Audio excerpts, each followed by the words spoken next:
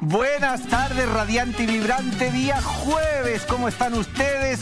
¿Bien? ¿No tan bien? ¿Un poco bien? ¿Regulín, regular? No importa, durante la próxima hora y media, conéctese con nosotros y disfrute de la función. Comienza un nuevo episodio de Vivir Bien. Alexa. Buenas tardes, Sergi, qué energía. Usted sabe que la quiropráctica es una profesión validada por la Organización Mundial de la Salud. Y por esa razón, porque siempre en Vivir Bien queremos que usted esté lo mejor posible, nuevamente tenemos al quiropráctico Cristóbal del Campo de la Clínica Atalú. Así que desde ya los invito a enviar todas sus consultas a través de todas nuestras redes sociales. Bienvenido. ¿Cómo estamos, señor Cristóbal? Bueno, muy bien. Muchas gracias nuevamente por invitarme y poder compartir acá lo que nosotros hacemos. Bien, y te vamos a sacar el jugo desde ya. Para comenzar, quiero que pongas atención y nos digas si es mito o realidad lo que va a salir en la siguiente gráfica. Espérese un momento. A ver. Después va. Venga. ¿La quiropráctica solo trata problemas de columna y dolores musculoesqueléticos? Esto es mito. Mito. A la ¿Es cámara, mito? a la cámara, mito, eso. mito. ¿Por qué? Mire, permiso, ¿ah? Adelante. Bueno, la quiropráctica, en general, el mayor porcentaje de pacientes que nos llega es por dolores de espalda, ¿sí? Pero en realidad no solamente atacamos a eso, como les explicaba anteriormente, cuando un dolor de espalda no solamente se puede producir por algo del hueso, la articulación o del músculo. Por los nervios. Por ejemplo, como les mostraba anteriormente, acá yo tengo un nervio. Toma, acá tienes un lápiz si quieres. Perfecto. Este es el nervio torácico 5, que nace entre la vértebra, que esta es T5 y esta es T6. Y este nervio va y se dirige, por ejemplo, no solamente trae información de sensibilidad, de dolor, etcétera, sino que va, por ejemplo, a una víscera, ¿ya? Y que esta víscera relacionada con el nervio T5 es el estómago, ¿ya? Okay. Entonces, si yo tengo una alteración del estómago, ¿puede decir que yo pueda tener dolor en esta zona? Una alteración de acá. O sea, lo que nos estás diciendo ahora es que cada una de las vértebras o por grupos de vértebras se relacionan directamente con un órgano, sí, y eso nos da una información muy concreta. Exactamente. Entonces, entendiendo eso, si yo tengo, por ejemplo, un problema o llega un paciente con un dolor a nivel torácico en esta zona, yo tengo que preguntarle si sufre, por ejemplo, de gastritis, o dolor al comer, o dolor después de comer, porque puede estar relacionado a algo visceral y que el dolor se refiere aquí. O viceversa, que el estómago esté funcionando mal porque hay una alteración acá y que la podemos corregir con un ajuste quiropráctico. Para entenderlo bien, no necesariamente se trataría de un dolor de espalda, sino que puede ser un dolor de una inflamación del colon que se refleja en mi espalda. Exactamente. ¿Y tú llegas a la causa del dolor? ¿Qué pasa cuando es una gastritis, por ejemplo, que está reflejado en un dolor de una vértebra o la columna? O sea, si efectivamente es una gastritis, ¿cierto? Nosotros vamos a ayudar a través de nuestro manejo quiropráctico, pero también vamos a tener que derivar o sugerir ciertos componentes nutricionales y derivar al especialista que sea necesario para manejar eso que es lo agudo. Cristóbal, para que las personas empiecen a enviarnos todas sus dudas e inquietudes, ¿qué dolencias o qué patologías trata la quiropráctica? Bueno, la quiropráctica principalmente nos centramos en las patologías neuromusculoesqueléticas. Todos me dicen, oye, qué raro ese nombre y es muy largo. Neuromusculoesqueléticas. Dicen, qué raro, qué largo el nombre. Pero en realidad es porque nos enfocamos en mejorar el funcionamiento de todo el sistema nervioso. O sea, de la señal que va a llegar al órgano, como el estómago, a un músculo específico. Por ejemplo, el estómago se relaciona con este músculo que está acá, que es el pectoral mayor. Entonces, si yo tengo una alteración de este músculo, no necesariamente sea porque el músculo esté contracturado o algo, sino que puede ser de la raíz nerviosa correspondiente o puede ser incluso un problema en la víscera. De la dolencia de... Sí. Mira qué interesante. Entonces, lo que queremos verlo es de manera integral, ya holística, para poder en realidad encontrar la causa, porque esto no es tan simple. El organismo es un organismo, como dice su nombre, es un todo. Y es bien complejo. Esa palabra es pura magia, lo que has dicho integral. Nosotros aquí lo remarcamos siempre. Pura magia. Cristóbal, comenzaron ya a enviar en consulta y te quiero invitar a un audio de Pedro que dice lo siguiente. Hola, mi nombre es Pedro y sufro de migraña y tensión en los hombros. ¿Lo puedo solucionar con quiropráctica? Saludos. Saludos, Pedro. Gracias, Pedro. Dolor de hombros y migraña. Y migraña. Sí, Pedro, la migraña, ¿cierto? En algunos casos se puede producir por lesiones o por disfunciones en general en la columna cervical. Nuestro cuello tiene 7 vértebras cervicales y 8 nervios cervicales. 8. 8, no 7, 8, uno más. Y esos nervios van a llegar, por ejemplo, desde los músculos del cuello por ejemplo, este músculo, que es el esternocleidomastoideo, el trapecio, que producen dolor de hombros. ¿Ya? Y además, los primeros nervios cervicales van a ir a inervar o traer toda la información sensitiva de la cabeza. Entonces, se puede asociar una disfunción cervical o un problema cervical a la migraña y al dolor de hombros. Totalmente. ¿Y eso puede ser por una mala posición, por tensión? Típico, como hablábamos anteriormente o la vez pasada que me invitaron, de la anteriorización de cabeza, que aumenta la carga 10 veces de la columna cervical. ¿10 veces? 10 veces. ¿Y cómo...? Claro, la pregunta del millón es ¿cómo podemos aliviar esa dolencia que está teniendo Antonio en estos momentos? Claro, o sea, lo primero... Pedro. Le cambié el nombre, perdón. Lo primero es, tenemos que evaluar esta columna cervical desde el punto de vista quiropráctico y corregir si es que no hay nada que nos diga lo contrario, como alguna lesión que nos impida esa corrección, y corregirla a través del ajuste. Si eso mejora el funcionamiento del sistema nervioso, va a ser más óptimo, va a mejorar la función del músculo y van a disminuir los dolores.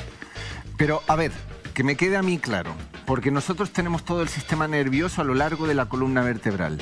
Estamos aquí centrándonos en lo físico y en lo no físico. O sea, una jaqueca puede estar producida por el simple hecho de tener el cuello en extensión, ¿sí? Sí, pero también mi pregunta es, ¿qué pasa si yo estoy con altas dosis de estrés y mi postura es la correcta? ¿Se podría producir una jaqueca también? Sí, o sea...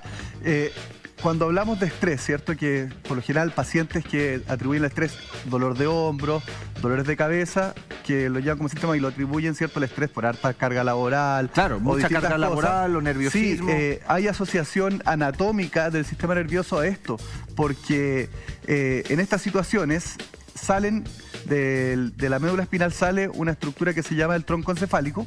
Claro, o sea, después del cerebro viene viene la médula espinal, que es la continuación del tronco encefálico. Y de ahí vienen unos nervios craneales que tienen núcleos ahí, que es el nervio trigémino. ¿Ya? Uy, que cuando alguien padece de eso es terrible. Tremendo. Y además, en ese tronco encefálico que está acá, están los núcleos de la inervación de los músculos del cuello, como el trapecio y el eco. Entonces, una situación estresante que afecta al sistema nervioso, ¿me puede llevar a estos síntomas? Sí. ¿Lo puede ayudar la quiropráctica? También, porque queremos mejorar el funcionamiento de... ¿Y cómo podemos mejorar el funcionamiento de Pedro? Que le duele el cuello, los hombros y parte de la espalda. Pedro y de los ¿Qué puede hacer por su cuello? ¿Qué pasa? Exacto. O sea, ¿qué podría hacer él ahora? Para lo mejor que vaya es que se evalúe y haga la quiropráctica. Pero ahora que nos está viendo, que diga ya, tengo 1 hora y media por delante, mientras está aquí el señor quiropráctico, ya démosle. ¿Hay algún ejercicio que le podamos dar para...? Ya, lo primero es mejorar su postura. Si es que tuvieron él una mala postura, desde estar encorvado, enderezarse. ¿Se acuerdan el ejercicio de la otra vez, que era el de los brazos? Poner los brazos en la cadera y dejar caer los brazos. Esa es la postura que uno debería... Repitámoslo nuevamente. Ya, manos en la cadera, ¿cierto? Ya, manos en la cadera. Vista al frente, dejamos caer los brazos y esa es la postura que uno debería adoptar natural. Ni muy exagerada, normal, ni menor. Eso. O sea, no se trata de sacar pecho. No. Eso es lo más natural posible. Y por otro lado, ¿cierto? La típica otra postura alterada, que es la anteriorización de cabeza, tratar de llevarlo más hacia atrás la cabeza, llevando la pera, ¿cierto?, el mentón hacia el cuello, ligeramente. Cristóbal, te invito a que develemos el siguiente mito o realidad. Vamos allá. Mitos y verdades de la quiropráctica. ¿La posición que adoptamos al dormir puede dañar nuestra columna y salud? ¿Sí o no? ¿Mito o realidad? A ver, no conteste todavía. Perdón. Es súper importante porque uno la noche descansa, imagínate dormir mal y al día siguiente amanecer contracturado. A la cuenta de 1, Cristóbal, 2, 3. Realidad. Wow. Realidad. Entonces, si es realidad, ¿cuál es la postura? A ver, partamos por la postura que no deberíamos usar para dormir. Que no deberíamos. Ya. Dormir boca abajo trae complicaciones, por ejemplo... ¿Boca abajo? Sí, de guatita, sí, trae complicaciones al dormir porque aumenta esta curvatura, no sé si la logran ver, que está aquí en las vértebras lumbares, que se llama la lordosis lumbar. Que está en la parte de abajo, como la zona... Sí, en la lumbar, parte baja de la espalda. Baja, okay. Entonces, dormir boca abajo aumenta esa curvatura y mira lo que pasa con las articulaciones, se estresan más. Dormir boca abajo aumenta esa postura. Sí, aumenta la lordosis lumbar. Porque hace una fuerza... Qué fuerte. Creía que era todo lo... De verdad, viendo la columna, sí creía que era todo lo contrario, por estar colocado, que presiona hacia el exterior. Por eso, por ejemplo, cuando se adoptan estas posiciones boca abajo, por mucho tiempo, cuando uno va a un tratamiento, lo que sea, lo ideal es que pongan un rollo acá, por ejemplo, una toalla, que lleve esto hacia atrás. Y mira qué pasa con la curvatura que estaba así. Mira ahora. Cambia totalmente, se corrige. Solamente con un pequeño alto. Que es el almohadón. Un almohadón. El consejo para la gente, porque muchas personas que duermen boca abajo, no hay otra posición, es un cojín como de dulce, un cojín redondo, algo que tenga puesto en el abdomen. Sí, o sea, si digo un cojín, capaz que sea un cojín muy grande, entonces una toallita envuelta. Pero eso es en forma de rodillo, ¿no? Sí. Vamos a hacer un poco de bullying al switch a Alexandra. Les vamos a regalar un cojín de dulce. No, señor director, usted duerme boca abajo, ¿no? Lo dijo, boca abajo. Hay mucha gente que duerme boca abajo. Tomen nota porque es súper nocivo. Es súper nocivo. ¿Qué otra cosa más puede pasar durmiendo? ¿Una almohada, por ejemplo, nos puede afectar? En esa misma posición, que no solamente se estresa la columna lumbar, sino que también la columna cervical, porque cuando yo me acuesto, por ejemplo, esta camilla tiene un orificio. ¿Para qué? Si estoy en esta posición, para tener la cabeza en posición neutra derecha. Pues si no forzamos el cuello hacia adelante. Porque si no voy a tener que, para poder respirar, voy a tener que dormir hacia el lado izquierdo o hacia el lado derecho. Y esa posición, 6 horas, 8 horas, podría generar una lesión. Y entonces, si sabemos cómo nunca debiéramos dormir, ¿cuál es la postura idónea? O sea, entre comillas, idónea, porque cada uno es un mundo y acabas, claro, acabas de lado, así. Sí. Pero ¿cuál sería la postura correcta para conciliar un buen sueño y tener un buen descanso? A ver, juéguesela. Posición fetal, digo yo, de lado, tú. Fetal, o sea... De lado. De lado como el bebé, o sea, así. Y como la posición cuando uno hace cariño, cucharita. ¿Usted sabe lo que es cucharita? Sí, ya, ok. Lo aprendí aquí. Ok, lo aprendí aquí.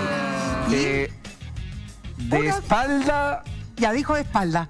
Y de vez en cuando fetal. No, ya de espalda. No, pero principalmente de espalda. ¿Cuál? A ver, ¿cuál? Mira, aquí... con cariño, con cariño. No seas machista, no seas machista. Espérate, ¿y tú cómo duermes?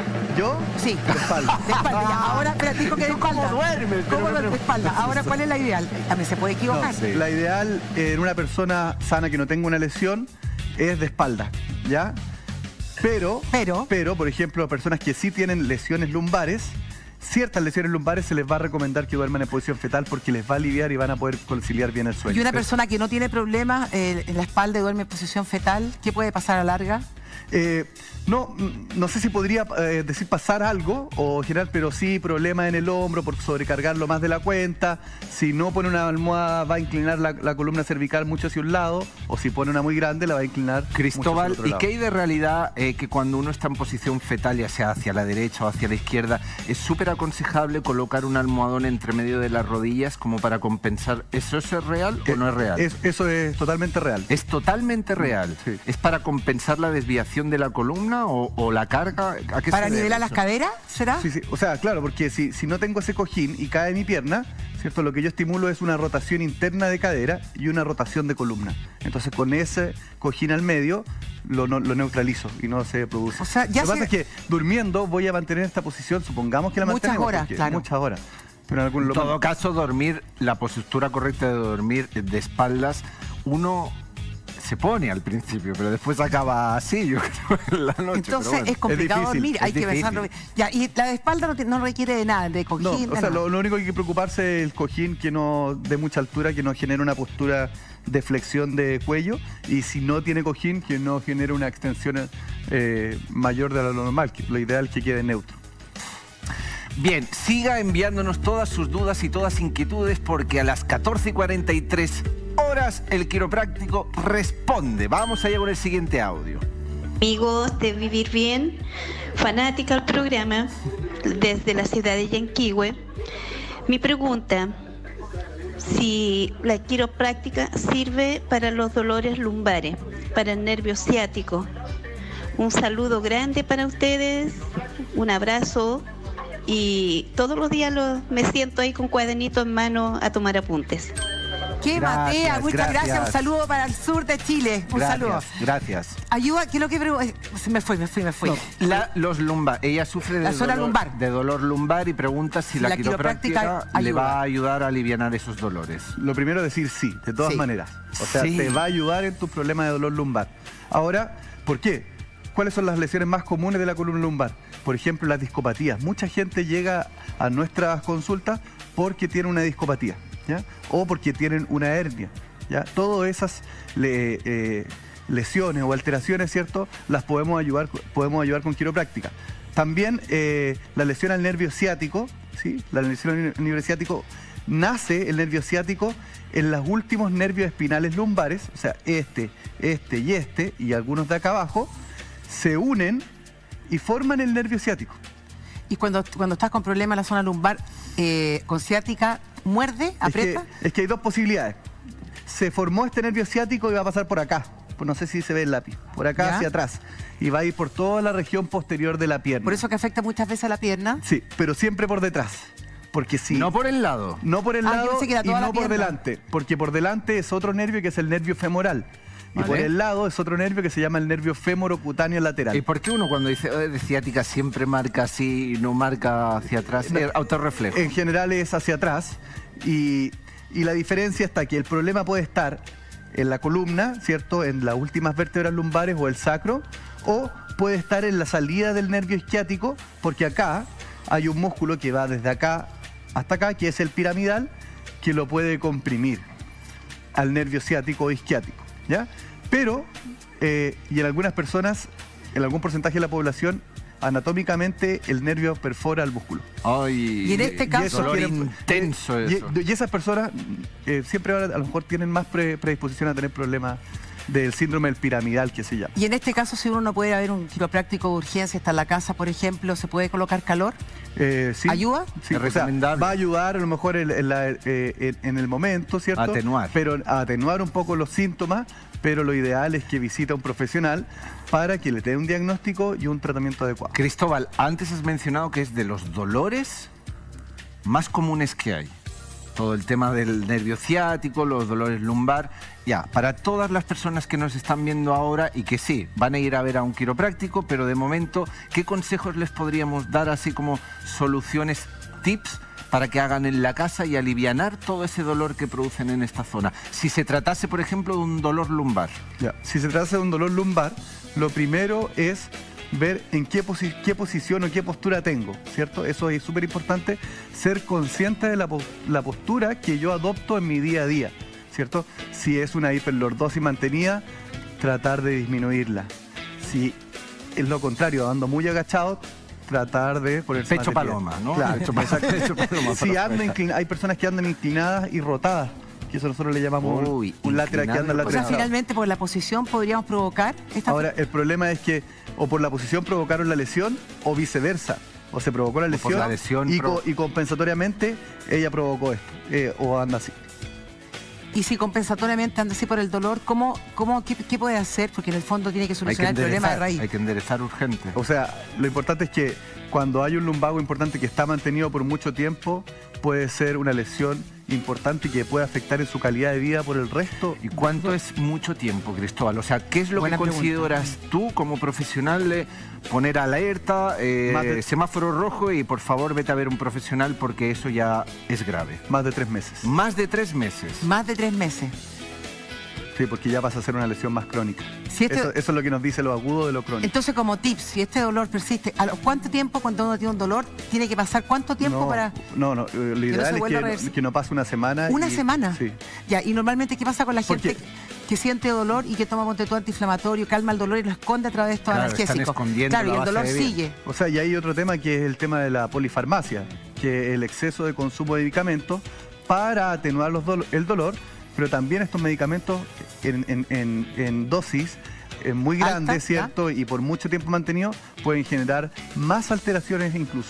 Ya, entonces, una semana, si uno sigue con el dolor, es recomendable ir a ver a un quiropráctico o a un kinesiólogo. ¿Cuál es la diferencia? ¿Cuándo uno sabe ir a un quiropráctico o a un kinesiólogo? Lo que pasa es que la diferencia es que el quiropráctico es un profesional de salud que es de primera atención. ¿Qué significa eso?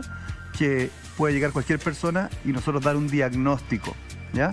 Cualquier persona, o sea, cualquier tipo de persona con cualquier dolencia y estáis capacitados para dar un diagnóstico fidedigno. Sí, para dar un diagnóstico dentro del área neuromusculoesquelética, ¿cierto? Que le hablaba anteriormente, y dando ese diagnóstico yo puedo decir, no me compete derivarlo a otro profesional, como los puede pasar a todos los profesionales de la salud, o si me compete y hacer el manejo quiropráctico con esa persona. Ahora, en la kinesiología no está la posibilidad de diagnosticar a un paciente en primera consulta. Entonces tiene que ser derivado por el especialista, por lo general el traumatólogo, etcétera, que él va a dar un diagnóstico médico y el kinesiólogo va a hacer todo el tratamiento, que también va a ser un diagnóstico kinésico el kinesiólogo, pero el legal es el diagnóstico médico en este caso. Perfecto. Okay. ¿Te parece bien que sigamos respondiendo a las personas? Me parece muy bien. Venga, vamos a revisar el siguiente tuit que dice así. ¿Cómo puedo dormir si tengo escoliosis? No veo el nombre. Nicole. Bien, Nicole nos pregunta cómo puedo dormir si tengo escoliosis. ¿Ya un poquito más complicado? No. ¿No? Pensé que era un poco más complicado. Depende, porque la escoliosis, primero voy a explicar un poco lo que es la escoliosis, que es una desviación lateral de la columna. ¿Ya? Y esta se va a medir en grados, ¿ya? Y puede ir de 0 grados, o sea, de 5 grados hasta los 60 grados. Y el grado de la escoliosis me va a dar la severidad de la lesión. O sea, una persona que tiene más de 40 grados de escoliosis, lo más seguro es que puede ir a cirugía. ¿A cirugía? Sí. Una persona que tiene entre 20 y 40 grados de desviación de la columna, se va a hacer un comanejo con rehabilitación, ¿cierto? Y además incluso puede usar un corsé. Ya, pero no sé, Cristóbal, en la pregunta que nos hacen, ¿siempre la escoliosis va a doler o cómo tiene que doler? Claro, supongamos que está recién empezando. ¿Podría la postura, la posición en dormir, aumentar la escoliosis a futuro? O alivianársela. Las dos cosas. O sea, es que ¿te perjudica? Tengo que decir la verdad. La verdad. Pero estamos aquí para decir la verdad en todo momento, por favor. Transparente. Primero, si llega una persona de 40 años y que le duele la espalda y la diagnosticaron con escoliosis hace un mes, yo creo que la escoliosis la tenía desde mucho antes. Porque da cuando es joven, ¿no? Okay. Sí, entonces, adolescente. Entonces, si empezó con los dolores hace un mes y la escoliosis la tiene hace 20 años, la escoliosis ya es una patología a lo mejor que puede estar instaurada y lo que está afectando es otra cosa y hay que buscar ese problema. ¿Y qué podemos hacer con esa persona, por ejemplo?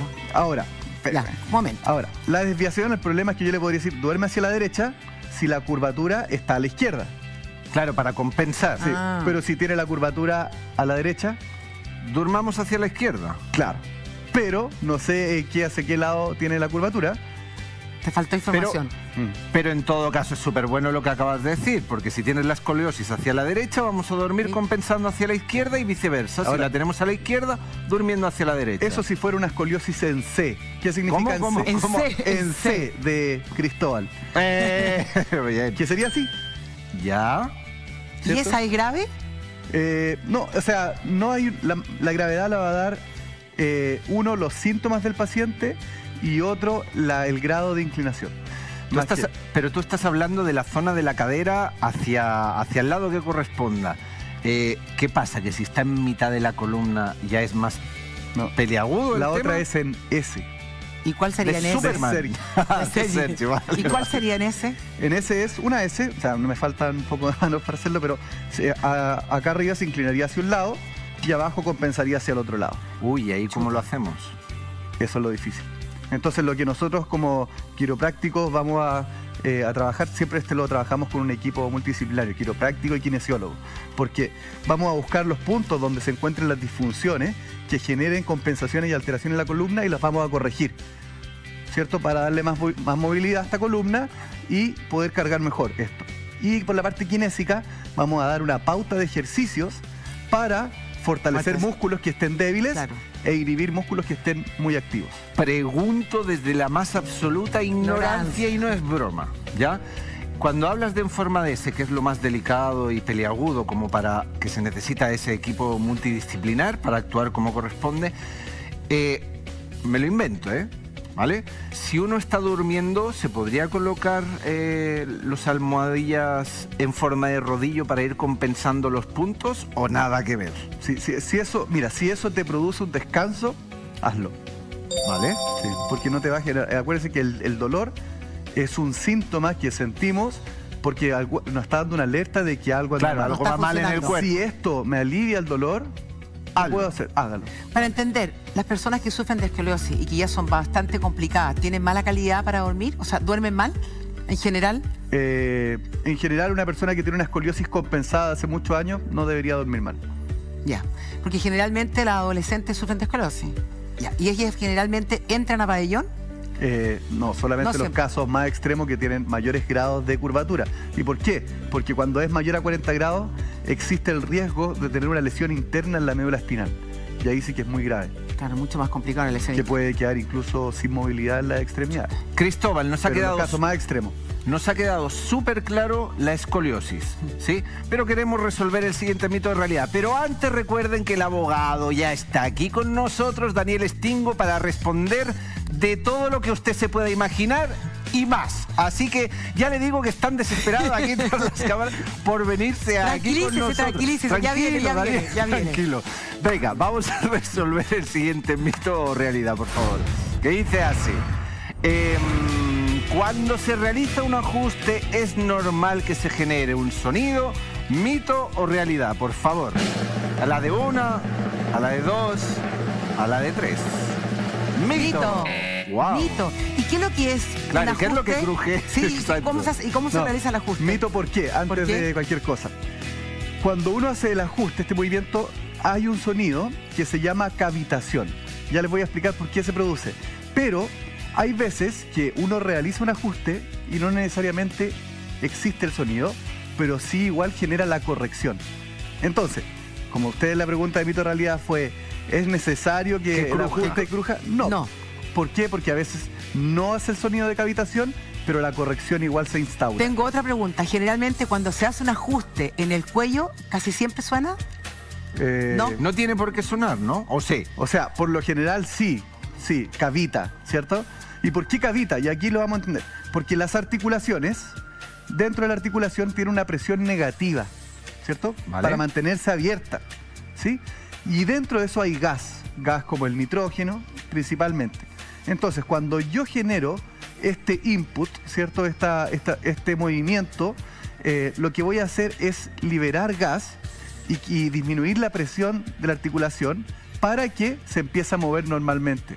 Y eso es lo que genera sonido. No es que se rompa un hueso, no es que roce uno con otro, nada que ver. Igual es peligroso. ¿Qué puede hacer uno? Porque a veces a uno le da susto, ponte tú, entregarse a las manos de un quiropráctico que te pueda dejar una lesión incluso neurológica, grave. Pero, a ver, si es como corresponde la persona y está altamente calificado. Yo he ido un montón de veces en España a un quiropráctico y has de confiar porque de verdad sales entre las nubes. ¿Sabes? Es maravilloso. Son profesionales, o sea, así de claro. Sí, lo primero acá en Chile es que siempre, ojalá, cuando vayan a un quiropráctico, pídanle su título profesional, ¿ya? Con eso, ustedes se pueden asegurar que la persona que los está atendiendo es un quiropráctico que tuvo los estudios y las horas y los créditos necesarios para poder ejercer su profesión. Y él, en ese momento, tendrá las capacidades para evaluar si usted puede ser ajustada o no puede ser ajustada o tendrá que ser derivada, etcétera. Y nosotros aquí desde Vivir Bien le queremos decir que aquí tenemos un tremendo quiropráctico, señor Cristóbal del Campo, altamente cualificado, que para eso lo traemos aquí. Cristóbal, tengo una pregunta. Hoy día fui a hacer ejercicio, entonces cuando me estaban elongando con una toalla, tú sabes, ¿no? Que agarran una toalla y él tira y te tira los brazos. ¿Ya? ¿Por qué me sonó la columna? Ya.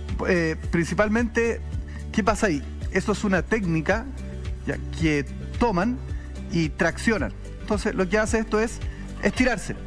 Y el estirarse, lo mismo que hablaba de la articulación, puede producirse la cavitación por el cambio de presión y la liberación de gases. Ahora, ¿cuál es el problema que puede producir en eso? Que estoy ajustando o corrigiendo cualquier articulación y no necesariamente la que esté afectada. ¿Es peligroso?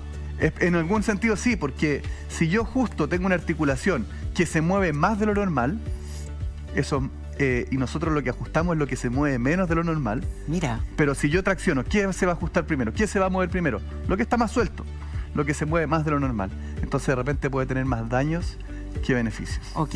Recuerden que Stingo hoy día responde todas sus consultas. Usted tiene problemas legales, de arriendo, todo lo que le pueda dificultar su vida, aquí está. El abogado responde. Tengan paciencia y Stingo, por favor, te lo pido. ¿Dónde está Stingo que anda corriendo por todos lados? Ya viene Stingo. Eso. Stingo está muy nervioso, los anteojos se le mueven, pero ya va Stingo. El abogado responde. Vamos, Sergi. Vamos al audio que dice así. Consulta Ayer fui a un quiropráctico y quedé con mucho dolor en toda la zona de la columna. Tengo una discopatía con hernia y no sé si esto es normal, quedar con tanto dolor después de ser atendido. ¿Es normal? O sea, iba con dolor y quedó peor. Ya, en general no es lo más común, pero en algunos casos puede pasar. Pero, a ver, cuando tenemos vamos al quiropráctico, si tenía un dolor y después la sensación es diferente, por ejemplo, ha pasado más o menos el mayor efecto posterior al manejo quiropráctico se puede producir a los 3 días. Entonces, puede ser que en algunos casos ha pasado que quedan un poco por el dolor que llevaba, resentidos, ¿cierto? ¿Ya? Pero a los 3 días sienten un gran alivio. Ahora, la idea es que un ajuste no duele. No debiera pasar absolutamente nada ni doler. Pero te pregunto, a ver si entendí bien. Yo tengo un dolor muy grande. ¿Dónde? No, digo, en el alma, en el alma. Tengo un dolor muy grande y te voy a ver. ¿Sí? Tú me haces un ajuste, ¿verdad? Que es como en una elongación. No. Un ajuste es un movimiento bien específico de alta velocidad, pero de muy baja amplitud, o sea, cortito, para corregir específicamente donde encontramos la alteración o subluxación que le llamamos Llevo nosotros. 5 días con el dolor, haces un ajuste, pero no necesariamente y automáticamente porque me hiciste el ajuste cortito, etcétera, se me va a ir el dolor inmediatamente. Pueden pasar 2 días que todavía esté media resentida. Hay casos, pero por lo general los pacientes se alivian rápidamente en la misma sesión. Mira, eso es maravilloso. En la misma sesión, el mismo día. O sea, tú uno está con el dolor y con ese ajuste sería todo. Sí, no sé si sería todo, pero sí salía mucho mejor. Que si estás ahí con un dolor, una compresión y de repente, ¡clac!, te lo ponen en su lugar, sí o sí, alivio has de sentir en la primera sesión. Y esta niña o sea, la niña que mandó el audio, ¿qué pasa con ella? ¿Cuántos días después de haberse hecho el ajuste se tiene que preocupar si sigue con el dolor? Lo que yo le recomiendo es que si ya en 3 días no se siente bien definitivamente, acuda nuevamente a un profesional para que reevalúe, ¿cierto? ¿Al mismo? O sea, es que yo no sé las condiciones, entonces tampoco puedo juzgar. Puede ser al mismo o puede ser a otro para que reevalúe y chequee su situación. ¿Qué está pasando? Perfecto. Venga, vayamos a revisar el siguiente tuit que dice así. Silvi nos dice: mi problema es que camino siempre agachada y cuando me enderezo la espalda me duele mucho y me obliga a andar encorvada. Ahí está. Eso es una gran realidad. Sí. ¿Qué le decimos ahí? Hoy, es complejo porque me hubiera gustado saber la edad, ya, porque hay Silvi, si nos estás viendo, dígales la edad ahí. Si es que pero una persona que camina siempre agachada. Supongamos un adulto mayor que camina en estas condiciones, ¿cierto? A veces lo hacen como compensación. ¿Por qué?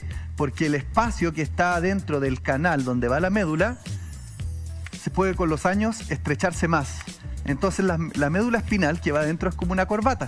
Entonces si yo me agacho, ¿qué va a pasar con la médula? Va a ascender y no se me va a comprimir. Entonces, o sea, es la compensación para liberar la médula espinal. Entonces, claro, vuelvo atrás y me aparecen todos los síntomas. Podría ser ese uno el caso. ¿Por qué está así? Y cuando vuelva atrás le duele. ¿Qué se puede hacer para tener ese problema? De la corbata, uno no puede caminar. Es que eso es más complejo porque una disminución del diámetro central es súper complejo. Ahora, si hace esto, ¿cierto? En flexión le alivia y en extensión le mejora, podría ser simplemente un síndrome facetario, que es una presión de las articulaciones posteriores de las vértebras entre sí. Y eso se puede corregir fácilmente. Pero ella está buscando todo el rato la flexión hacia adelante porque en extensión le duele. Sí, porque mira lo que hace. Si yo voy a la flexión, ¿qué pasa con la articulación?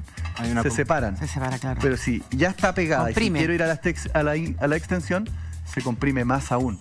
Entonces, te estoy dando 2 ejemplos, uno simple de solucionar y uno muy complejo de solucionar y que tienen la misma sintomatología clínica.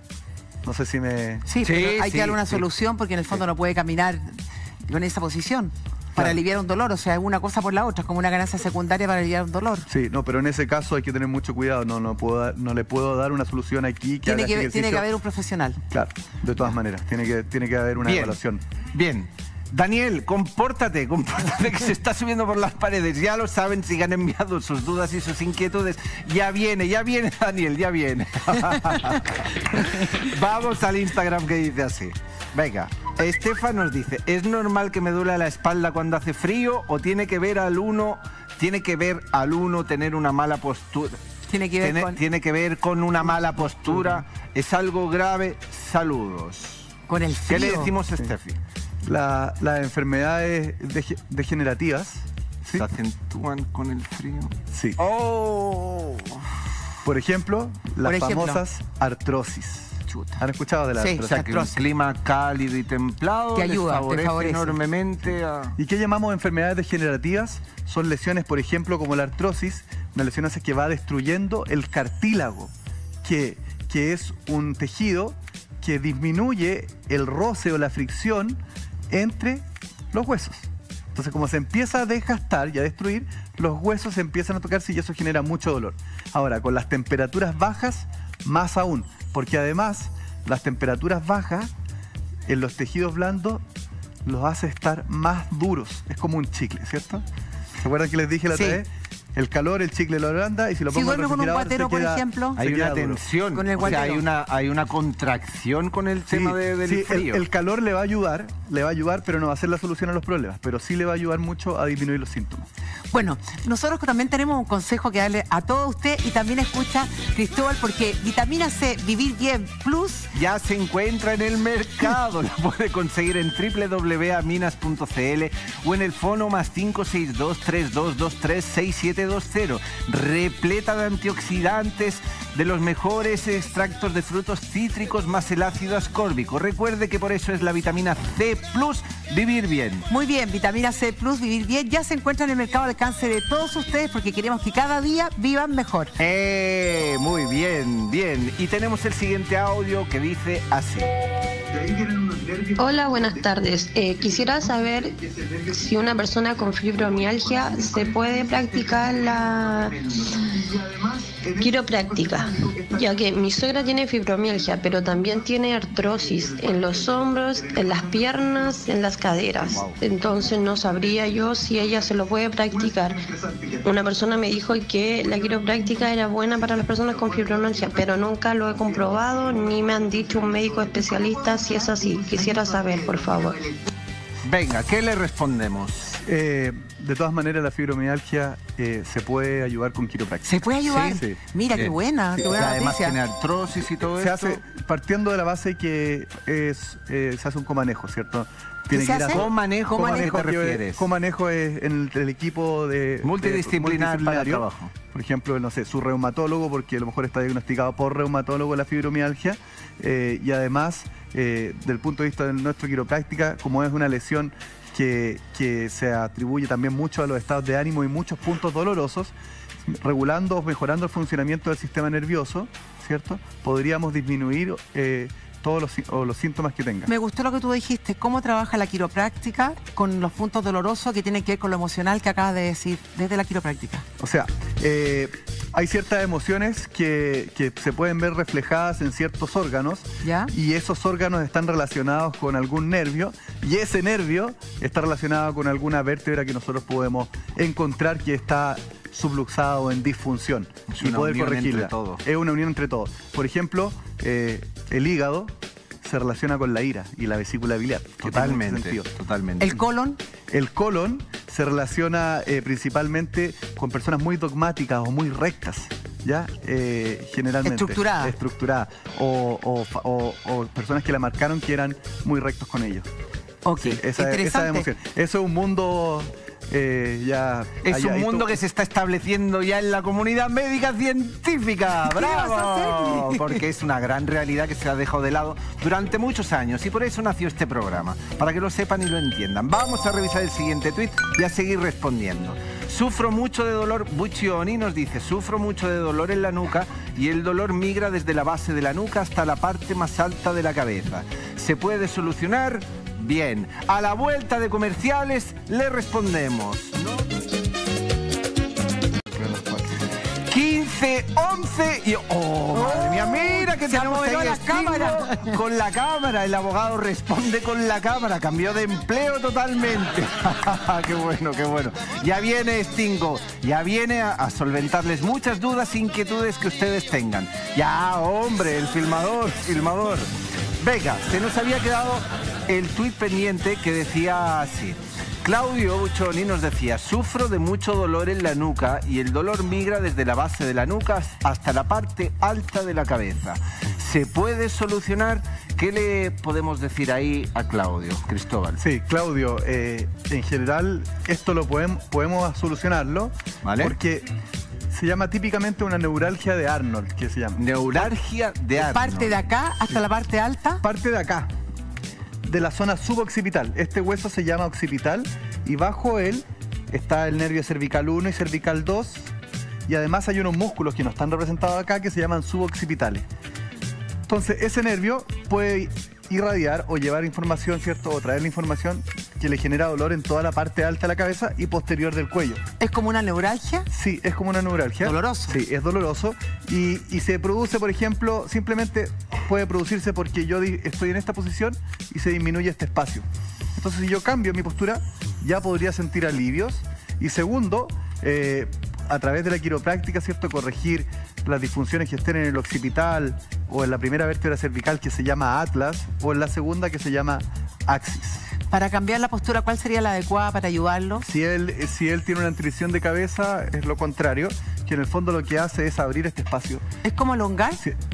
No, es más tratar de mantener, no es elongar, es mantener esa postura para liberar el espacio, que los músculos suboccipitales que son chiquititos, se puedan ir liberando. Y si se acuesta, sería colocar no el almohadón aquí, sino más hacia la parte de la coronilla. No tiene que ser un movimiento del cuello, tiene que ser solo un movimiento de la cabeza.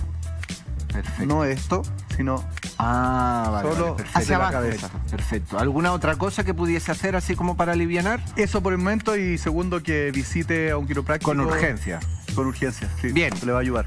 Revisemos el siguiente tuit que dice así. Sebastián Piña. Tengo problemas en el cuello. Se traba y suena constantemente, lo que me provoca mareos constantes. ¿Está relacionado todo lo que me sucede?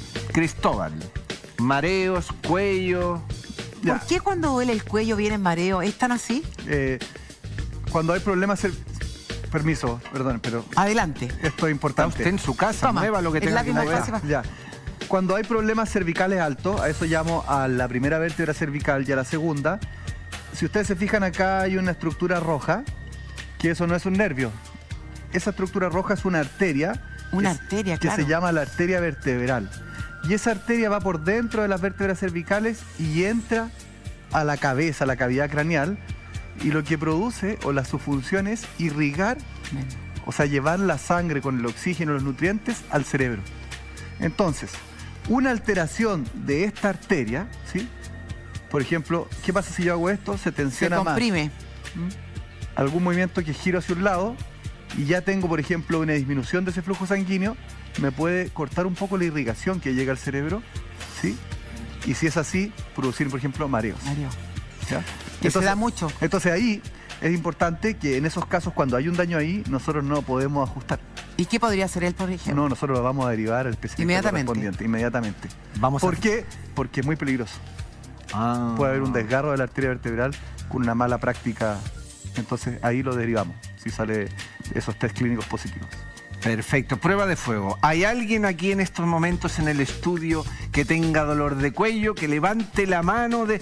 Pero no, podría ser otro testigo. Adelante, caballero. Adelante. Ay. Hay que tratarlo, pero no lesionarlo. No, en serio. ¿Sufres de dolor de cuello un poco? Un poco acá, sí, en esta zona, porque la tensión del trabajo un poco acá. Estrés, me imagino. A veces hacia arriba, sí, un poquito. Caballero, ¿qué le decimos? ¿Qué hacemos? Lo puedo evaluar, a ver si... Pero por favor. Dámela. Mira, en general sentado, ya, mirando hacia allá. A los feos que están allá. Sí, exacto. Ya, perfecto. Entonces, lo primero es, vamos a evaluar, ¿cierto?, cómo se mueve esta columna cervical. Eso genera tensión, dolor hacia, ¿no? ¿No? No, ahora no. Vamos atrás. ¿Eso? No. ¿Eso? Ahí. ¿Sí? Sí. Y en el lado derecho, ¿cierto? Sí, en el lado derecho. Ok. ¿Eso? También en el lado derecho. Perfecto. Este es por tensión. El otro por posición. Por compresión. ¿Eso? Un poquito también. ¿Y eso? Ese no. Perfecto. Permiso. ¿Eso genera molestias? En los hombros no. O que aparezca el síntoma que tú sientes. ¿Eso? No. ¿Eso? Ahí sí. Ya. De nuevo en el lado derecho. Entonces ahí tendríamos lo más seguro, permiso, ahora voy a evaluar, permiso, la movilidad de la columna. Y mira, fíjate ahí. Ahora en estos momentos, ¿qué es lo que estás evaluando precisamente? Lo que estoy evaluando ahora es cómo se mueve cada una de estas articulaciones, y la que encuentre que se mueva menos, ¿cierto? Y se relacione con las pruebas clínicas que yo hice anteriormente, es ahí donde yo tengo que corregir y mejorar. De hecho, ya lo encontramos. Sí. ¿Y qué le has detectado a él en preciso? Ahí duele, sí. A Daniel. Uy, lo cachó al tiro. ¿Está tenso? ¿Se siente? Ahí está, sí, ahí está. Toca ahí ese punto y trata de llevarlo hacia adelante y hacia allá, y compara con el otro lado. Que no duele nada. No duele nada. No duele nada. ¿Eso fue mala posición? No sabría decirte, tendría que ser una buena anamnesis, pero puede venir de una lesión de años. Incluso hay pacientes que lo han sacado de nacimiento con el forceps, ya vivió con su luxación o subluxación toda su vida. ¿Te duele hace tiempo, Daniel? Es que ahora me lo... Uy, ¿viste cómo se llama? Sí. Aquí, claro, ahora acaba de descubrir que aquí tengo un dolor, una tensión y duro. No sé cómo se llamará técnicamente. Y es la vértebra cervical 3, ¿ya? Y que se relaciona con el nervio C3, que inerva a este músculo, que es el trapecio superior, y a este músculo, que es el esternocleidomastoideo. Entonces, cuando yo lo inclino acá, cierro más aún el espacio y le genera dolor.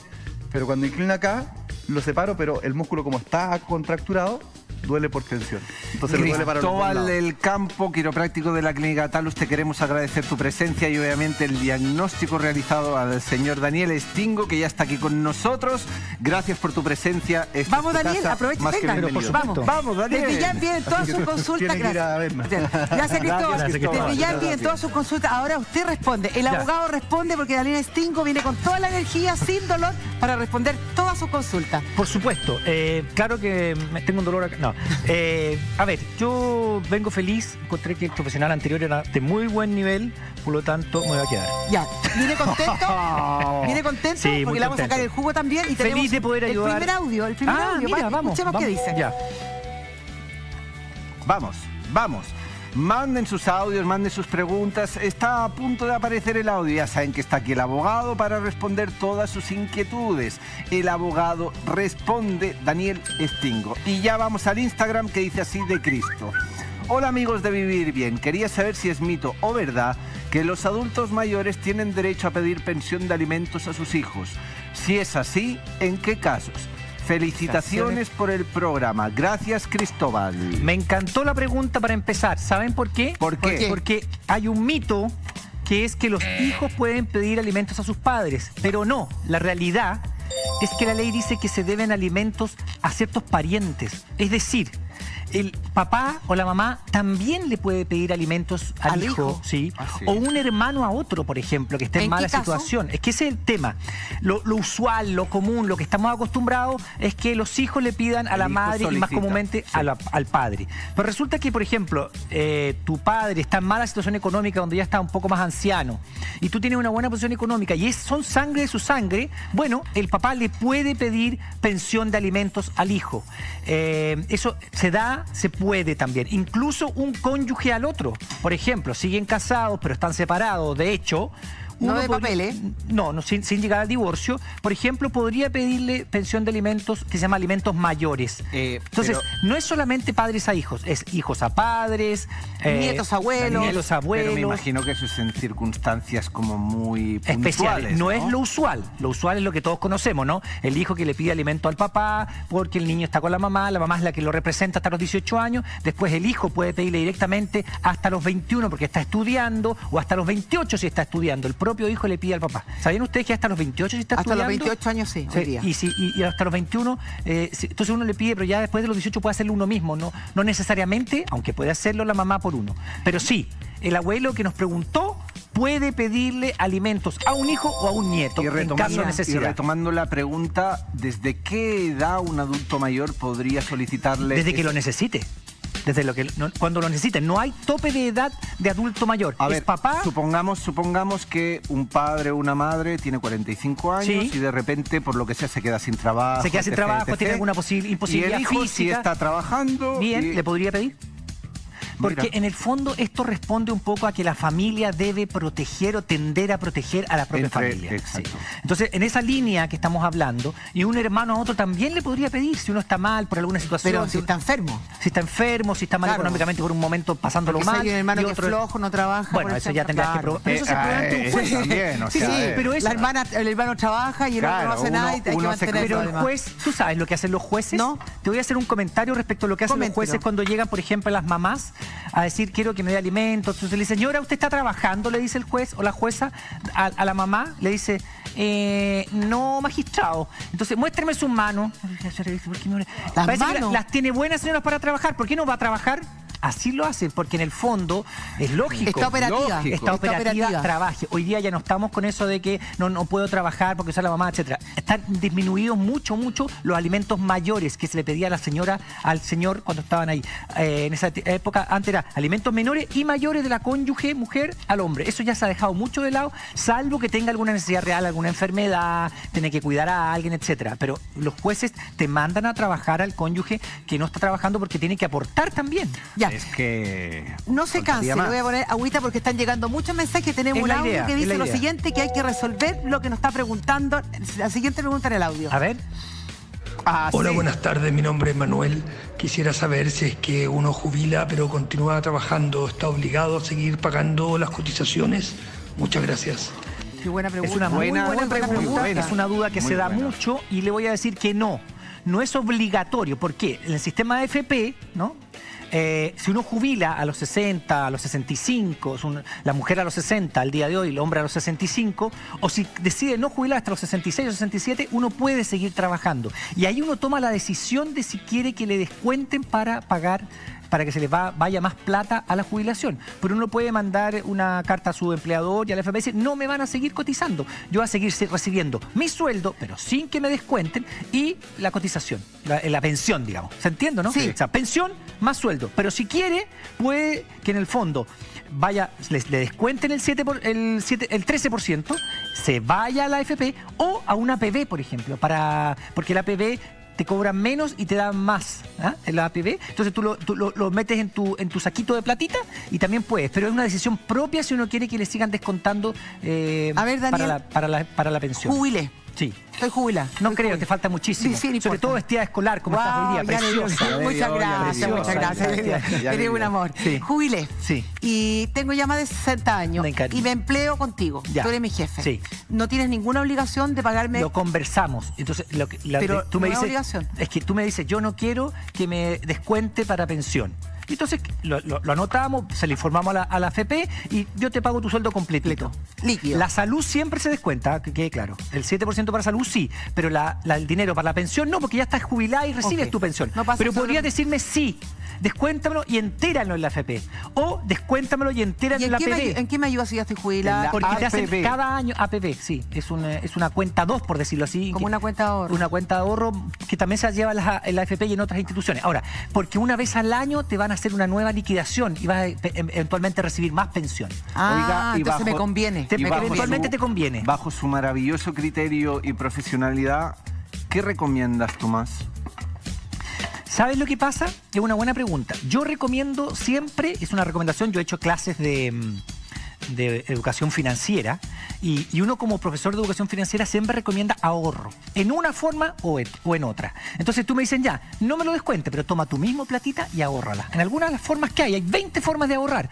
En, no sé, por depósito a plazo, todas esas formas que te ofrecen. Vamos a presionarlo aún más. Vamos a presionarlo aún más, Alexandra. Y puedes llevarlo a la APB también. Es una forma de ahorro. ¿Cuál es la mejor manera para todos los televidentes de formular un ahorro bajo tu criterio profesional? Apretémoslo más. Claro. Más todavía. ¿Sí?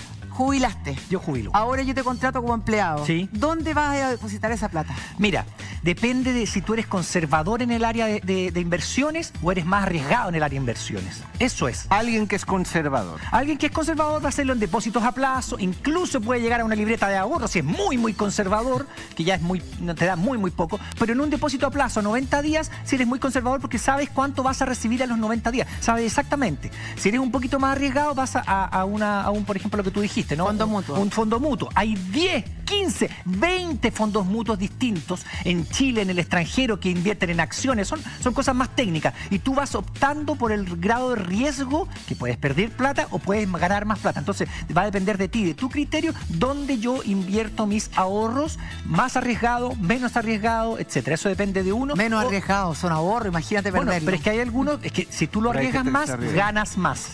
Si tú arriesgas menos, ganas menos, pero más seguro. Eso depende un poquito de uno. Entonces, si tú me dices a mí, jubilaste, seguiste trabajando y te sobra un poquito, ahórralo. Ahórralo, porque incluso si ya tienes un gran poquito, cómprate un bien raíz. Porque siempre va a tener ese bien raíz, que es una cosa que perdura, puedes sacarle arrendamiento, etcétera. Entonces, claro, eso es cuando ya tuviste una buena cantidad. No se devalúa. Por eso es cuando ya tuviste mucha cantidad. Pero la gente que, por ejemplo, está con la decisión de jubilar, pero se siente capacitado, se siente bien. Jubilar está bien, pero quiero seguir trabajando porque me siento útil, porque lo que yo quiera, porque él quiera, bueno, y le alcanza un poco y le sobra un poquito, ahórrelo para otros tiempos, ahórrelo para comprarse algo más grande, para enfermedades, para la casita en la playa, para lo que sea, por ejemplo. Bien, ya lo sabe, los consejos de Daniel Stingo. Sigan enviando sus inquietudes, sus dudas, sus consultas, porque el abogado responde. Tenemos el siguiente audio que dice así. Mi esposo pide un crédito al banco. ¿Ya? Y se lo rechazan porque yo estoy en DICOM. ¿Es eso legal?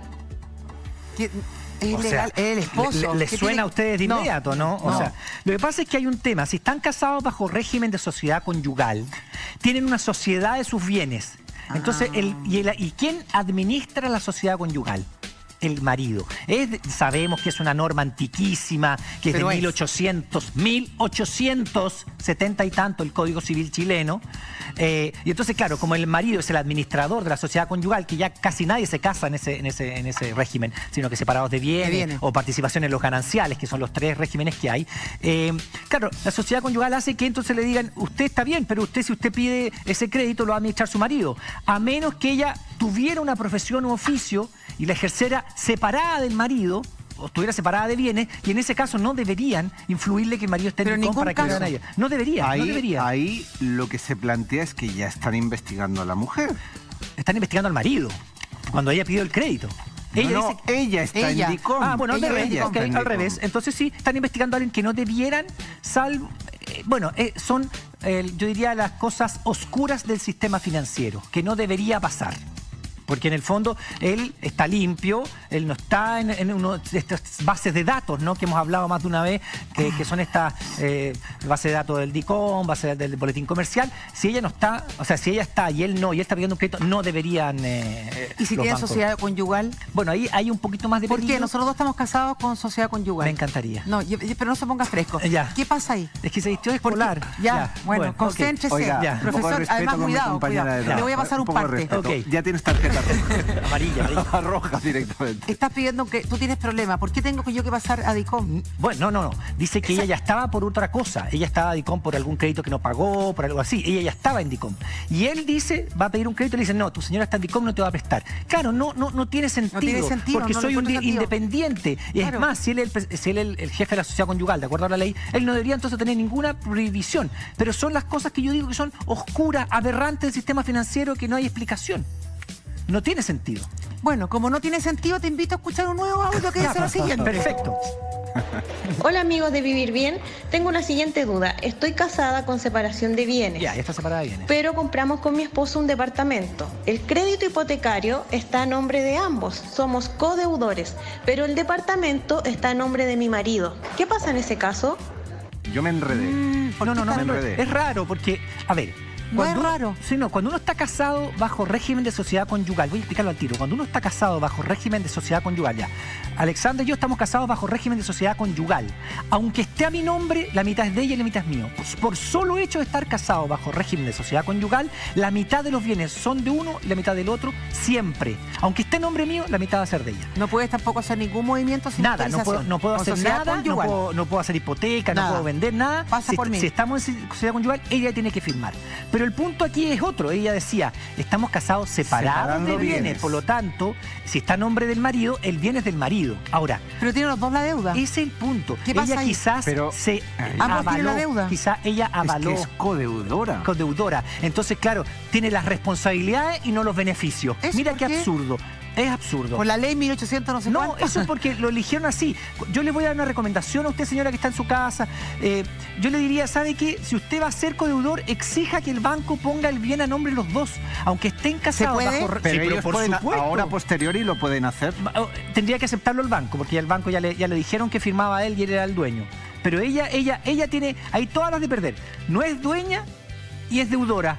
Puede ser que el marido fuese imagínate que se separen. ¿Ah? Imagínate que se separen. Imagínate y no pague. Entonces ella queda como deudora, no sé si fue aval, codeudora solidaria, que son formas que tiene la ley para que alguien se endeude por otro, digamos. Frescolín, marido. No sé si de frescolín, pero en el fondo yo le recomiendo a ella o a toda la persona que haya comprado una casa y que están casados, separados de bienes, en que la casa esté a nombre de los dos. Se puede, a veces, y esto lo he visto, algunos bancos, por flojera, escúcheme bien, no pongámoslo a nombre de uno nomás. No, exija que si los dos van a ser codeudores solidarios, la casa o el departamento o el sitio o lo que sea, esté a nombre de los dos. Exíjalo. Porque siempre y cuando los dos sean codeudores solidarios, sí. ¿Cómo nos puede enseñar que a una mujer, enseñanos a las mujeres cómo podemos hacerlo cuando se va a comprar una casa, que la casa está a nombre de los dos? Tú le exiges al banco y le dices, nosotros los dos estamos como codeudores solidarios, bueno, entonces la casa que esté a nombre de los dos. La Alexandra tú le puedes exigir al banco eso, pero los bancos por flojera, porque no quieren investigar, no sé qué, lo hacen. Yo he visto eso. Tú tenés que ir y decirle al banco, a ver, no pues, si estamos diciéndole que la casa queda a nombre de los dos. Estamos entonces, tomando la deuda los dos. Exactamente. Ya, en el caso de la persona que nos escribió, ya son codeudores los dos. Y posterior, yo te he hecho antes una pregunta de ¿pueden solucionarlo en el banco? Si el banco les dice no, ¿a modo legal pueden solucionarlo? No. O sea, es el banco quien tiene la última palabra. Sí, porque en este caso... Porque ya en el caso de ellos. Claro, obvio. No. Porque cuando tú ya celebraste un contrato con otro, el banco tiene que darte su consentimiento para ahora, a menos que se divorciaran y hubiera una compensación, pero eso ya es un poquito más complejo. Ya se tomó de esa manera, ya no se puede modificar. Se podría modificar en tanto se casan, se divorcian después de un tiempo y hay una compensación en que él le entregue el bien a ella. Pero es una cosa totalmente de tiempo después. Pero digo una cosa, Daniel, ¿por qué no se dio cuenta? Porque generalmente si tú compras una casa, me dice Alexandra... Porque se casan enamorados, eso pasa muchísimo, Alexandra. Sí, nos casamos enamorados, tú tienes el poder. El amor se acaba. Sí, espérate. Nos casamos enamorados y compramos una casa. Tú me vas a decir, Alexandra, lo voy a poner a nombre mío, estamos con separación de bienes. Porque yo trabajo, yo tengo la plata, ahí yo tengo que aceptarlo. No necesariamente. Pues sí, pero lo puedo aceptar porque tú eres el proveedor. Pero cuando los dos estamos comprando una casa, nos estamos casando con separación de bienes y los dos estamos asumiendo una deuda, ¿cómo uno puede aceptar una cosa así? Yo no lo entiendo tampoco. La casa de los dos. Absolutamente de acuerdo contigo. No estamos repartiendo la misma deuda, pagamos juntos. Estoy totalmente de acuerdo contigo. Se habría de dejar estipulado desde un principio, de que ese bien es de los dos. Exacto. ¿Y qué pasa si añadimos el factor hijo por en medio? ¿Qué pasa ahí? ¿Quién se queda ese bien?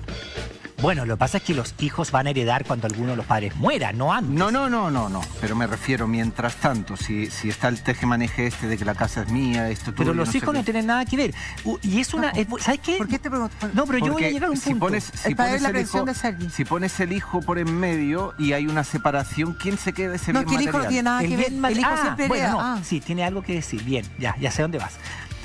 La ley establece que si la familia vive en este hogar, ese hogar es un bien familiar. Vive ahí la familia. Dale. Se va el papá, aunque esté a nombre del Sergi, aunque esté a nombre de él y estén separados de bienes y la señora viva con 2, 3 hijos, etcétera, lo que sea, puede declararse bien familiar y él no va a poder venderlo ni nada. Tú te vas y yo voy y la declaro bien familiar. Sí, y ahí ¿sabes sí que no por qué? Porque la ley entiende que esa casa, ese departamento, ese sitio, era donde vivía la familia. Entonces se le da una importancia, se le hace una declaración de bien familiar y el marido, aunque sea de él, aunque esté pagada ya completa y estén separados de bienes, no la puede tocar porque esa casa fue declarada bien familiar. Pongamos casos extremos. No, pero eso es muy bueno lo que tú acabas de decir. ¿Y qué pasa si el marido en este caso se queda sin trabajo, también se va a la calle, sin la casa y sin nada, se queda en la calle. Es un tema, lo que pasa es que tú estás mezclando un tema de familia. Bueno, pero hay que poner casos extremos porque esto es el pan de cada día. Es que si estás separado, de hecho, ahí tú me estás diciendo, tenlo en la casa mientras no se vaya a otro lado. O sea, las relaciones familiares no aguantan a veces. No, se queda sin trabajo. Sí. Pero me refiero, a ver, hay una separación. Se irá a la casa la mamá, pero no se queda en la casa. Que la casa es de la, o sea, la mamá para el hijo porque es el bien familiar, etcétera. Pero el marido en ese momento, imaginemos. ¿Están separados o están juntos? Imaginemos que están juntos, pero deciden separarse y justo cuando se irá a la casa de su mamá, no se puede quedar ahí. Ok, eso es lo que quería. No se puede quedar ahí. O sea, las relaciones, y esto es una cuestión más de sentido común y tú me puedes apoyar. Yo te apoyo siempre. En el fondo es la convivencia familiar, si se hace el bien del hijo, claro. El bien superior del niño o niña está por sobre que él se pueda dormir incluso en el living. No, se va nomás. Y irá a otro lado. Si la convivencia familiar es muy importante para el crecimiento de los hijos. Claro, si está en un hogar disfuncional donde hay maltrato, abuso. Si es disfuncional y todo esto, olvídate. Ahora, si no se quiere. Hay muchas personas civilizadas que están pero también un matrimonio civilizado que se quieren, que se tienen cariño, que son respetuosos y que aman al niño, pero que ya se dejaron de enamorar porque el amor de repente se acaba. Y ella con buena voluntad para que su hijo no sufra porque su padre está prácticamente en la calle. Yo creo que eso no resulta. Me ha tocado a mí, el punto de vista profesional, y podemos disentir, no hay ningún problema. Yo creo que eso no resulta. Yo creo que uno o dos tiene que irse, porque en el fondo eso va como rozando. A la larga sí. Sí, a la larga sí. Me encrispé, así que te invito a leer el siguiente. Feliz. Vamos. Venga, Rodríguez nos dice: abogado, si mi padre nunca dio nada por mí, fui criado por un padrastro a muy corta edad, quien me dio todo. Ahora mi papá, por una discapacidad que tiene, quiere hacer una demanda para pedirme dinero por pensión. Para él, mi mamá nunca hizo trámites de pensión. Fuerte esto. Claro. ¿Qué caso? Y la verdad es que aunque parezca muy loco, el papá tendría derecho a pedirle alimentos a él.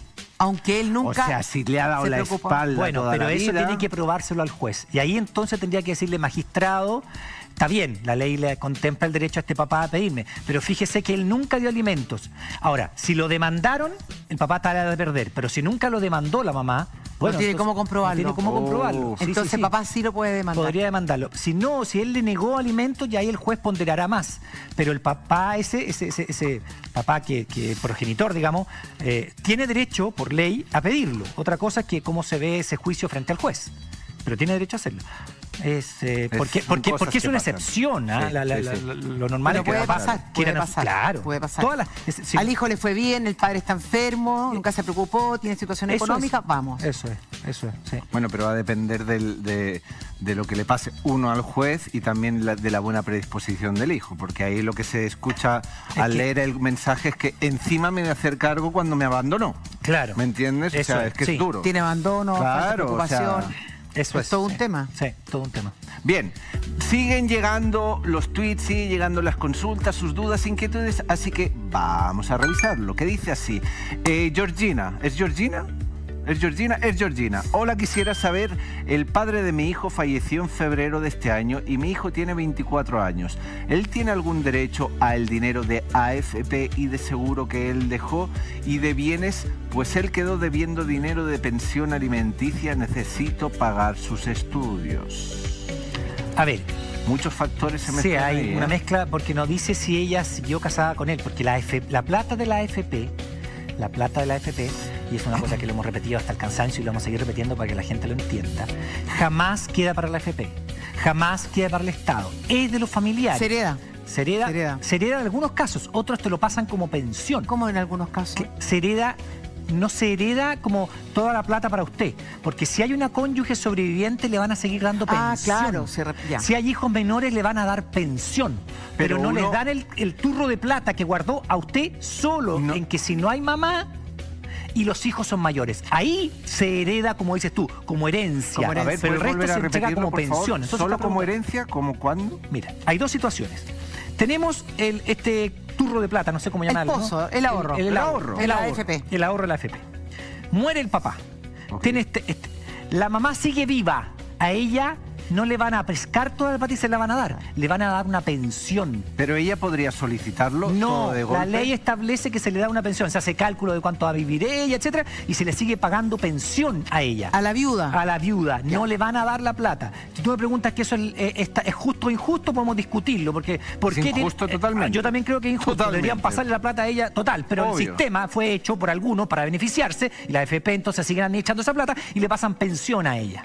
Si hay hijos menores, también se les pasa pensión, tampoco se les paga. A la viuda y a los hijos menores. Si hay hijos mayores... Pero, y si hay mamá, se le sigue pasando pensión a ella. Claro. Si es que ella fallece, ahí pasa a herencia. O sea, pasa directa al cónyuge primero y después, si yo me muero, a los hijos. Sí, como pensión. Como pensión.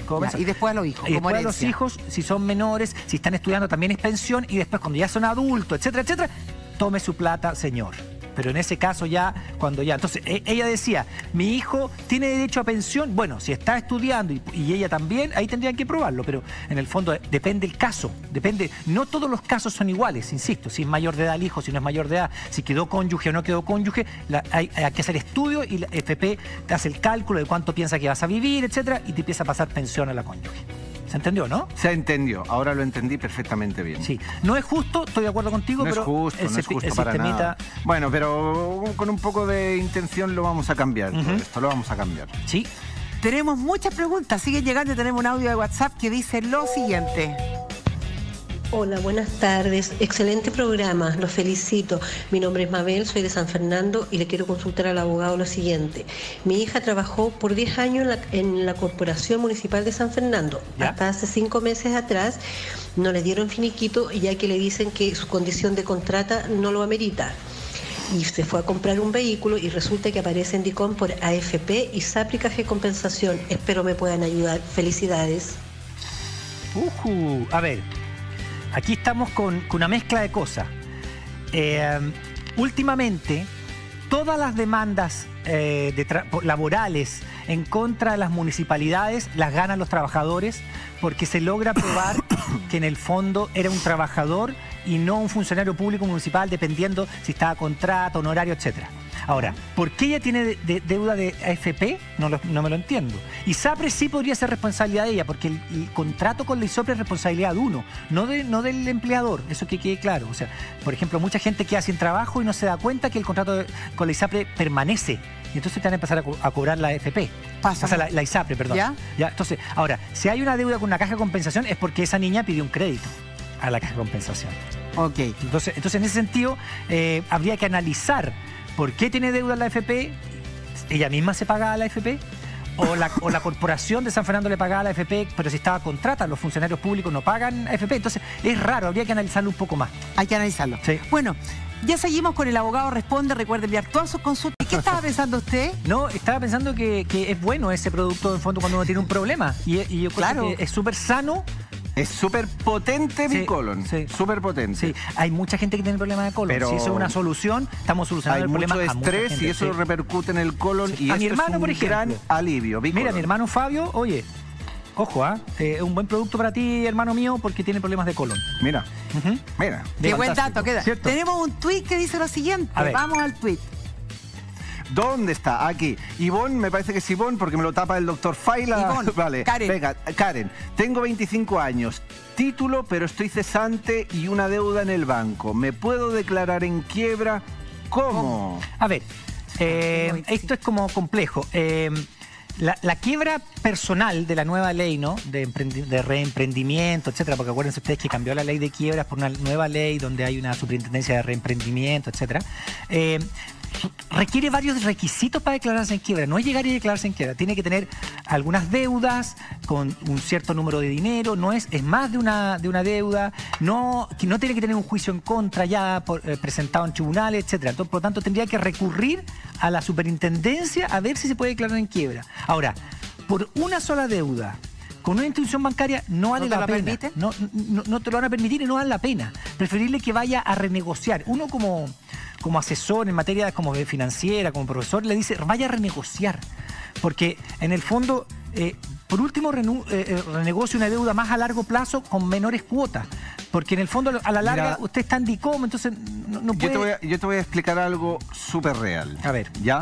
¿Sí? Hay una persona en concreto que pide un préstamo bancario y de repente esas típicas llamadas muy espabiladas por parte de los bancos en las cuales graban o dicen grabar, ¿ya? Que le ofrecen refraccionar, o no sé cómo es la palabra, ese crédito repactar ese crédito bancario. La persona dice un no rotundo, ¿ya? Pero el banco lo toma como un repactamiento, o como se llame, ¿ya?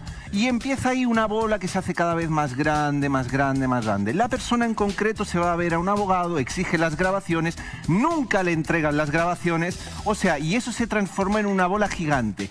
¿Qué hace ahí la persona? Porque está indefensa y obviamente se ha tenido que declarar en quiebra. Es que no debería haber ido a la superintendencia de bancos para que la superintendencia de bancos exigiera al banco que le mostrara las grabaciones de cuando ella se supone aceptó.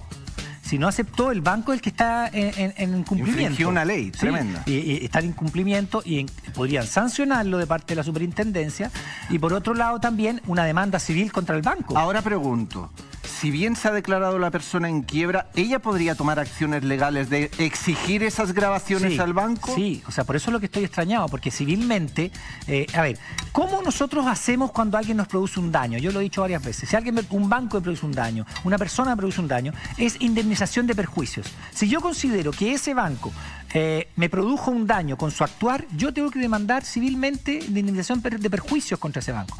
Me voy a demorar en los tribunales civiles, pero lo puedo lograr ganar al final. Porque ese banco, en el fondo, pasó por sobre mis derechos. Entonces, si en esa misma, tú le dices, él me aplicó normas sin tener las pruebas, le van a exigir las pruebas. Si no las tiene, lo van a condenar. ¿Se puede demorar? Sí. ¿Por qué se va a demorar? Porque nosotros en Chile tenemos una deuda como chilenos, como sociedad, con la modificación de la legislación civil. Ustedes saben que en materia penal ya se modificó, ¿cierto? Tenemos un nuevo sistema penal. Tenemos un nuevo sistema laboral. Puede que nos gusten los fallos o no, pero el sistema laboral funciona y funciona rápido. En 3 meses y medio tenemos un juicio terminado. ¿Funciona rápido? Sí, claro. En materia de familia puede que nos guste o no la decisión de un juez, pero tenemos que funcione y funciona rápido. En 3 meses, 4 meses tenemos el juicio terminado. En materia civil, todavía estamos con procesos de 1800, con puros papelitos. Ahora ya no hay papelitos porque es a través de internet. Pero igual, o sea, pueden estar meses sin resolver. Estamos con una deuda en materia civil de modificar el sistema. Y esto viene del anterior gobierno y del anterior gobierno y del anterior. O sea, no es culpa de un gobierno, son varios gobiernos en los que no se han preocupado de hacer realmente el cambio y la modificación en materia civil para que sea más rápido, para que las demandas civiles de indemnización de perjuicio no duren 6 años. ¿No? Pero si tú demandas, si tú no mueves la causa, el juez no lo va a mover. 6 años. Si tú no mueves la causa en materia civil, no la va a mover nadie. En cambio, en materia laboral, la mueve el juez. Y el juez te empieza a pedir cosas y te fija la audiencia y te hace ir, etc. En materia penal también la mueven los fiscales, los jueces. En materia de familia también la mueven los jueces. En materia civil, si tú no la mueves, el juez se queda parado. Porque no es porque sea flojo, sino porque el sistema es así. El sistema es que la iniciativa la lleva a las partes. Y si la parte no hace nada, se puede quedar ahí. Y dura y no sé qué. Y después tú vas y no te resuelve, no dictan la resolución. Y está ahí, se pierden los expedientes. Ahora ya gracias a Dios no, porque son electrónicos. Pero antes se perdían los expedientes y que los cosían y se perdían. Se los comían los ratones. Ahora por lo menos ya es electrónico. Ya, Daniel, para las personas que se están sumando a la sintonía, en este minuto, ¿qué es la ley de quiebra y personas como nosotros? No, lo que pasa es que la ley de quiebras cambió. No, ¿qué es la ley de quiebra? ¿Qué es, por favor? Es una ley que establece que las instituciones, por un lado, pueden quebrar, o las personas naturales, es una novedad, también pueden quebrar. ¿Y cuándo una persona natural puede optar a una ley de Necesitas tus requisitos. Hay requisitos. Tienes que tener más de una deuda con más de una institución, por lo menos 2, con un cierto número de UF, no recuerdo bien, pero no puede ser mucho, y además que no tengas ningún juicio ya iniciado en contra tuya. Entonces tú vas a la superintendencia... tiene que ser antes de que tengas un juicio. Antes que tengas un juicio. Tú vas a la superintendencia y tú dices, explicas, te toma un asesor y te dice, sí, usted puede quebrar o usted no puede quebrar. Ahora, no es llegar y quebrar, porque tampoco es tan... O sea, tú puedes renegociar a veces con alguna institución. Por ejemplo, y esto es lo que uno siempre... Yo tengo una deuda con el banco A, con la casa comercial B y con una farmacia C. Bueno, yo voy a mi banco y le digo, mire, tengo deuda con esto, no estoy en capacidad de pagarlas todas. ¿Por qué no me la funde en una sola deuda? con usted. Usted las compra las deudas, por decirlo así. Usted le paga el resto y yo me endeudo con usted solamente, a más largo plazo, con una cuota más chica, y entonces puedo pagar. La repactación es una cosa que es una solución cuando tú tienes a varios acreedores y ya te sobrepasó. ¿Me sobrepasa la deuda cuando es mayor a mi ingreso? Sí. ¿Sí? Ok, y ahí yo puedo repactar. Pero no eso cuando es mayor a tu ingreso, porque tu ingreso también tienes que pagar el arriendo de tu casa, el colegio de los niños, bla, bla, bla. Entonces, cuando tú te ves que no puedes pagar, por ejemplo, recibes 100 y tienes deuda por 70, pero los 30, o sea, sí, igual tienes que pagar un montón de cosas. Entonces, ya no puedes pagar todas las deudas, tú vas a tu banco y dices, mire, usted me conoce, yo he sido siempre responsable, tengo esta garantía o no tengo esta garantía, usted me conoce, ya. Entonces, repácteme, usted queda con la deuda solito, ¿no? Ya, y le pagamos a todas estas otras instituciones y yo sigo con usted. Me van a aumentar un poco, sí, me van a aumentar los intereses, etcétera, pero vas a salir solo contigo, voy a salir de DICOM, todos esos problemas. Tengo que saludar a la Carol Bustamante, que es una abogada que me está cobrando porque yo no la saludé el día de su cumpleaños, así que feliz cumpleaños. No, sí, una compañera. Pero también yo le decía a Renata, nuestra editora, que hay un artículo que yo iba a mencionar porque son las personas que pueden caer en DICOM. Este es el artículo que hace que en esta ley la gente pueda caer en una base de datos como DICOM, que es la Ley de Protección de la Vida Privada, la 19.628.